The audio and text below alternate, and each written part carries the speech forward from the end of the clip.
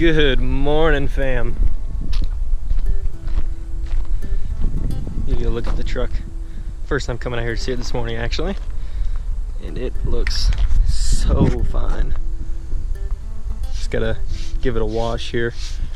And yes, this stuff will hold up to wash, you know, unless you're washing it some kind of way I've never heard of and abusing it, but the mirrors should be good. I should be able to fold them closed without hurting anything because there is a gap of separation there. Nothing should be interfering. But yeah, just wanted to give you guys one good look at the truck this morning before I headed back. What is up, loud and proud crowd? I hope you guys are doing absolutely fabulous on this fine morning. It is beautiful. The 90s weather is going away, so good vibes from me. Anyways, guys, I want to really quick, first off, welcome everybody who's returning and welcome everybody who's stopping in for the first time. Please subscribe, join the family. Come on, bro, what are you doing? We need you guys to help with growth, so I need every last one of you guys to subscribe for sure. Leave your likes and comments. I want to kind of demonstrate with you guys on this old bed here how the Plasti Dip works, because I showed you my truck at the very beginning of the video, you know, the white bumper, the grill, the mirrors, all that stuff, and some people are still kind of hesitant and, you know, they're skeptic. They're like how does it work? And I tried to explain it the best I could in yesterday's video, but there's still people who just don't know.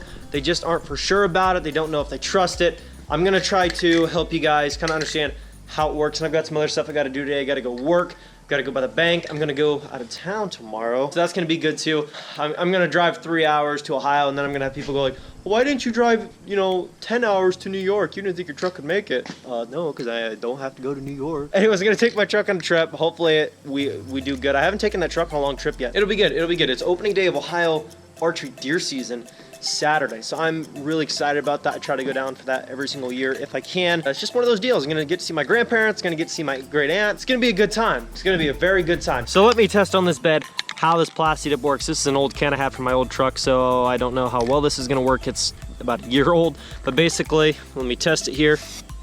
Okay, there's still some Plasti Dip, so we're good. I'm just gonna apply this and show you guys how it peels off. I'm trying to square it off the best that I can so you can get a better idea of how this stuff peels off. Don't know how I'm gonna do this and hold a camera. Okay, so basically that's how you apply it. Just gonna put a good amount on there, make sure you got a good connected surface, and that should be good. We're gonna let this bake in the sun here for a little bit of time here while I go and run and do a couple other things. Then we're gonna get back and show you how that stuff peels off. Okay, so what I'm doing here is there's another company that would like to send us some lighting accessories. So I'm trying to get an idea of what size light bars we need. Okay, so for this truck we need an 18, okay,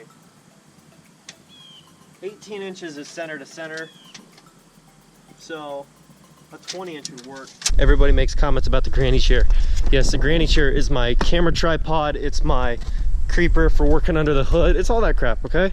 This chair has been here through a lot, so we use it. I do believe the gaps for this truck for where light bars would go are 7.5 for this bumper. Well, like, I guess the gaps are like 9 inches, but 7.5s would look good on that truck. So we would do a 7.5 here and a 7.5 down there. And I think that would look pretty good. There's not really enough room to go behind the grill with those. You'd need an aftermarket overkill fab grill or something to be able to put a light bar in it. But with those Dodge grills, there's not really a lot of play back there for that kind of stuff. Versus for this Ford grill here, this one here, which is an aftermarket as well, but it kind of bulges out a little bit.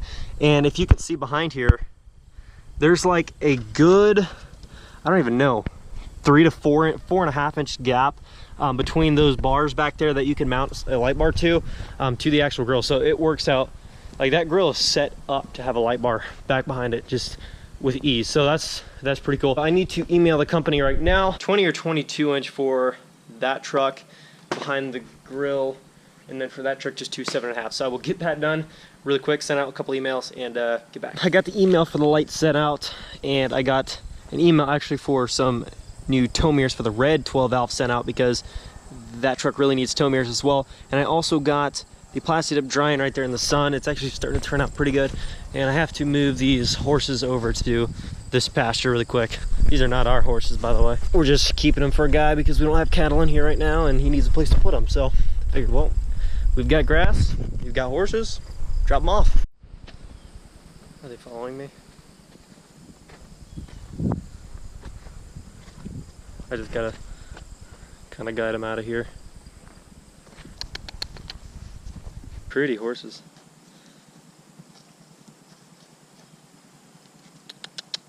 Come on.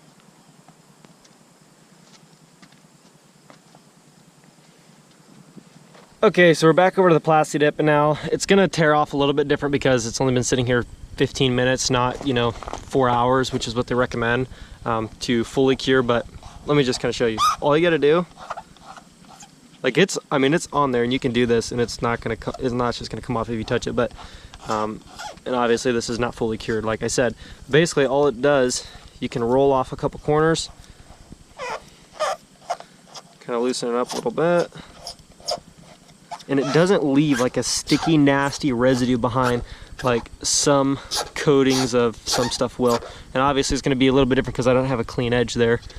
The way I applied it, this stuff will just mask off like this. And obviously this is one super thin coat, but when it's in thick coats, it'll just mask off like this too in one whole piece very easily. See this?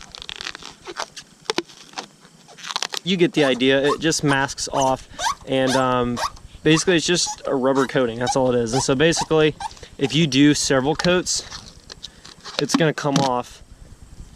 I mean, look how clean that is. There's no sticky residue, nothing. It's just as dry and just as clean as it was when I applied it. Actually probably came off and made that a little bit cleaner actually, but that's how that works. Nothing complex, very easy to use. So if you guys want to check this stuff, I will try to leave a couple links to this stuff down in the description below. Those of you who maybe don't have an AutoZone or Walmart really close by, which they're pretty much everywhere, but I know there are places out there that don't have all that stuff super convenient. So I'll just leave it there in case you guys want to check it out on Amazon. But for those of you who do have those stores close by, you can just walk into AutoZone, Walmart, etc., and they'll have Plasti Dip in like the spray can paint aisle. So that's how that works. Now I need to get my truck back here. I need to get the trailer hooked up, and I need to go mow a lawn. I've actually got to pack up because I'm getting ready to leave and head out to Ohio, so that's good. And one more thing I would address really quick, because there's been about 5,000, 6,000, 7,000 more subscribers since the last time I mentioned this in a video. The badging on the tailgate and the side moldings, why I have not taken them off yet, because there's a lot of people wondering. And yes, this strip down here is getting removed too. The reason I haven't taken this stuff off yet is because the paint underneath is in pretty poor condition, and let me show you what I mean, because you can see it in this spot where it's peeling off. You see that? It just takes the paint off with it completely. So I don't want to take these off and then have a bunch of ugly, you know, chip strips all the way up and down my truck where the paint's just completely gone. So what I'm doing is I'm waiting, and I mean, it doesn't look good, but it would look worse, trust me. I'm waiting to take this stuff off until it goes for paint, which should be in about a month if I can. I think I can afford to do that in about a month. I can, I'll have enough set aside for paint, and so I should be able to do that. But for now, that is why this is not coming off. And look underneath here, you can see this.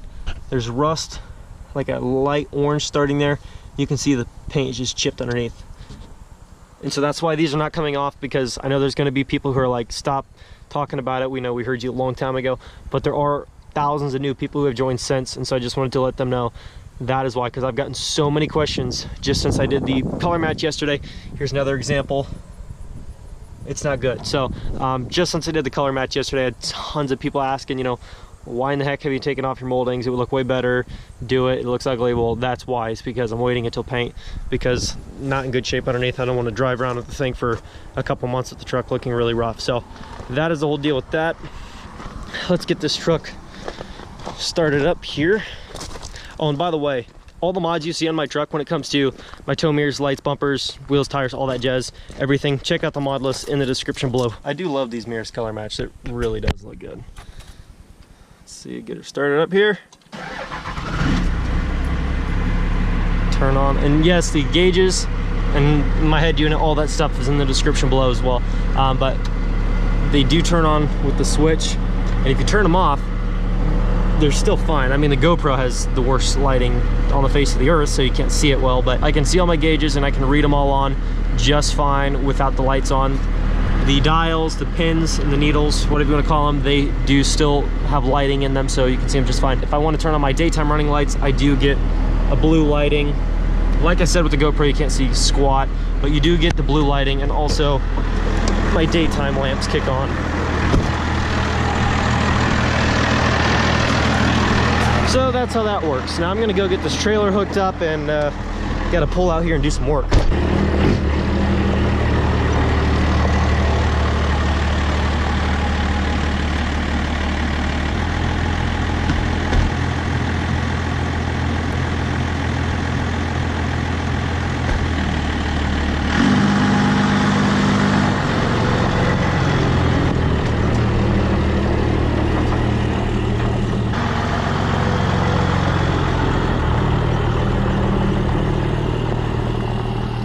I'm excited to see how my truck does on the highway, because I've not had it on the highway for more than 20 minutes. And so like with my boost pressure, my EGTs, my trans temp, I'm excited to see what my numbers hold at, and with my zero fuel plate, my 50 horsepower injectors, my 3K giver springs, all that stuff should be fine. Like it should be really good. But I'm really curious because I haven't done it yet, so really curious. And I'm also really curious to see how this Plasti Dip holds up after smacking bugs and rocks and who knows what on that highway. There, I mean, there's crap. You always, every time I take a trip, crap everywhere. So we're gonna see how that stuff holds up. Should do fine. It's had plenty of time to cure, but you never know with that kind of stuff. Look at my truck on the pavement, being the pavement princess that it is, right? These poor rockers, man. That's what I'm hoping to get my rockers done. Any kind of cab corner damage that there could be, which it doesn't look like there's any on this side, but on the other side there's a little bit. Get everything fixed and painted. Be like $2 grand at Mako, but it's not too bad, so I'll take it. And Dad, take a good look around the color match job that I did.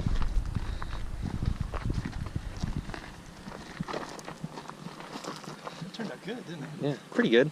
Pretty good. Of course the tone's more of a matte than a gloss, but it's not too bad. Got a little overspray on my light bar though. Underneath. No big deal. Not a bad project for what? 35, 40, 50 bucks? Yeah, for the front end, yeah. And then I've got 2 cans I gotta finish up the rear bumper. I'm probably gonna do that in a day or 2 here. It doesn't scratch your mirrors when you put it up and down? Nope. Look. Sweet. Completely clean. Front and back side. Whose car can we do this to and surprise them? Mom's! Thinking about at some point getting one of those big like worn bumpers to the front of this with a winch. Yeah. I almost wouldn't mind at some point maybe black Plasti Dip just to see what it looks like. Your bumper and trim? Cool, yeah. That wouldn't be too hard to do. This area right here. So I've had some people asking lately, how close are we to getting wheels and tires? Close. I think getting pretty close. I'm hoping within a couple weeks. Yeah. I'll probably make the move on it. And then what I'll probably end up doing is just getting the lift level and then tires, wheels for this thing. And then I'd like to try to, put some kind of suspension there so when you put heavy, trailers on it. I mean, I think it's going to ride fine anyway, but... Are you thinking air or those blocks? I don't know. I mean, some guys love the air stuff, but the guy I talked to most recently, he said he likes the blocks just because they bottom out at level. You know what I mean? And so... Basically what we mean by those blocks is you see these right here. This one's obviously got not like a block like on our second gens, but they'll put a longer piece here so that when it bottoms out on that, it'll stop when the truck's level versus letting it squat so much. And then that way you don't have to mess with having air compressors or even a switch, and then it doesn't affect your suspension unless you actually have a... Yeah, unless you're actually towing with it. Uh-oh. Maybe get rid of that disaster. Look how, I didn't realize how long that thing was. Yeah, it goes all the way. It's 6 feet. Almost from where the... No, that might even be longer than 6 foot. Maybe close. That's gotta go. Thanks for your commentary. I sent out a Snapchat just a couple minutes ago, and so I'm going to sit in the red 12 valve and answer some Q&A questions. I'm getting these questions and I'm responding to them right when they come in. Nick, if you could have any color other than white for your truck, what color would it be? I would have to say like a dark, high gloss / metallic gray, color matched. How many miles are on all the trucks? Red 12 valve, there's 149,000. My white 12 valve, my 96, there's 217,000 miles on it, so I've only put 1,000 miles on it in 3 months. And my dad's KingRanch has 59,000 or 64,000, somewhere, I think 64,000 miles on it. Is 2013 6.7 Powerstroke. The 7.3 has, I think, 278 or something really close to that, 278,000. And then the 92 first gen has 84,000 or 85,000. Will you ever do any major hauling with the truck? I'm assuming he's referring to my truck, and I don't intend on it because I don't really have any purpose to heavy haul. Like my dad, he wants to build this second gen because he, hauls hay trailers and stuff like that loaded down. You guys have seen some of those videos, so he needs it. I personally don't. Would you sell the 4th gen bumper conversion brackets? Those bumper brackets, people compliment my bumper gap all the time on my truck. They're like, you have no bumper gap, like how do you do that? And basically it wasn't supposed to be like that. Like my bumper did not come with factory 4th gen hardware on it, and so basically what I had to do was make my own little brackets, mounting points for the actual brackets that I bought, conversion brackets to mount up to. So it was really easy. I just used some flat steel and I connected almost in like a triangle shape and connected some flat steel from the top down to the bottom. And basically that's how I did that, and it just happened to line up pretty much perfect and filled the gap completely. So it's not really like, any kind of special bracket, but I mean, yeah, I don't know. I probably won't end up selling them just because it's not really my thing, but I guess I could. If you were to buy another truck, what would it be? I want either a 2011 to 2012 6.7 4th gen Cummins, so I can delete it, lift it, all that stuff. I mean, just the whole 9 yards. And then, or if I wanted to go Powerstroke, I would go 2014 or 2015 to 2016. They have the better turbos in them that are supposed to hold up a lot better. And also, if I was to go Duramax, I would go 05 to 07, or is it just 05 to 06 with the LBZ? So something like that. That's what I would go if I went with another truck. It could be either of those three and I would be totally satisfied. Mike, what is your favorite truck that you guys have? Man, probably the 1st gen. Like, I'm starting to like my truck more and more and more, and my truck has the most money sunk into it out of all the trucks besides the KingRanch, obviously. But that was just because it was a new truck. Out of all the trucks, just because of the rarity, the specialness, just the coolness of it, I would probably have to say the 1st gen just for those reasons. Luke, how much money have you put into your truck since you bought it? My truck has cost me $9,500 at initial purchase, and then since then I've sunk probably $5,500-ish. Jason, did you always want a Cummins, or were you open to getting a Powerstroke or a Duramax? I'm open, just like I just answered the other question. I'm open to Powerstroke, Duramax, all that stuff. I have nothing against any of those 3 brands at all. I just wanted a Cummins, and I wanted a 12 valve, and I wanted a 2nd gen, so I ended up going with the 2nd gen 12 valve. It just made sense. How many miles to the gallon do you get on your truck? We're about to find out in tomorrow's video as I take a trip to Ohio. Redneck Jacob, are you gonna get an OBS project truck? I want an OBS so bad. I want an OBS or a 1st gen, but I think a lot of people want to see an OBS more than a 1st gen right now, and I think it's because there's already people that do 1st gen projects. There's all over the place. There's nice OBSs out there, but there's not a lot of guys that document that on video to share it with people on YouTube. And so that's a big thing that I would want to do is an OBS for that reason, but I want to do both, to be honest. Jordan, biggest deer you've ever killed? Biggest deer I ever killed, I was 13 years old hunting with a compound by myself, and I shot a 144-inch 10-pointer, and yeah, with a compound bow. So that's my biggest deer, and that was my first bow kill, and I was really young. That was earlier in my hunting career. And if you haven't followed my Brotherhood Outdoors YouTube channel, I'll leave it on the screen here. It's my hunting channel. That's actually where I'm going to Ohio. I'm going to be filming 2 videos a day or more. I'm going to be filming for the truck channel and my deer hunting channel or / outdoors channel. That's all going to be documented on there as well. Ethan, what's the plans for the new 12 valve? I've kind of already said this, but flatbed, straight pipe 5-inch MBRP. There's going to be maybe a ranch hand bumper on the truck. There's going to be, you know, compound turbos. I mean, there's a lot of stuff that's going to be done. I've kind of said it in other videos, but we're thinking a lot of stuff like that. It's going to need paint body work. Going to do 20x12s on it. We're going to do a whole bunch of stuff. There's a lot of stuff. Don't really have a lot of time to list right now because I got to edit this video and get out of town. But there's a rough idea of what you can expect. Zane, what's your favorite thing about the 7.3? The favorite thing about the 7.3 right now is the fact that it's a 4-door. It rides way smoother than my truck, and the pusher system on it. That thing makes that thing breathe so nicely. The airflow is incredible now, and the thing just came to life with that. So I love, in terms of mod, I love the pusher system on that truck with a straight pipe, 4-inch straight pipe on it. Other than that, I just like the fact that it's an old 4-door and stuff like that. Would you consider a Ford Excursion? Yes, I would definitely consider that. Cody, are you ever going to put bigger injectors in the 7.3? Probably not, to be quite honest, because like we've got other trucks that we'd rather sink money into, like my dad's new truck, for example. Well, new truck, his 2013. He'd rather sink money into deleting and tuning that one, and wheels and tires and a lift, than he would 15-year-old truck here that needs a lot more in terms of just power. It needs like framework. It needs a lot of work, you know, behind the body that you don't see underneath the truck. That is probably going to wrap up the video because I can't make this too long and I've got to scram. But I do appreciate all the comments still coming in. I just sent this out a couple minutes ago, not even 10-15 minutes ago, and there's tons of comments pouring in. So I appreciate you all. If your question did not make it into the video, I'm sorry. I got to run. I got a lot of stuff to do. I got to get out of town. Got to get some work done, visit some family. So hope you guys can understand.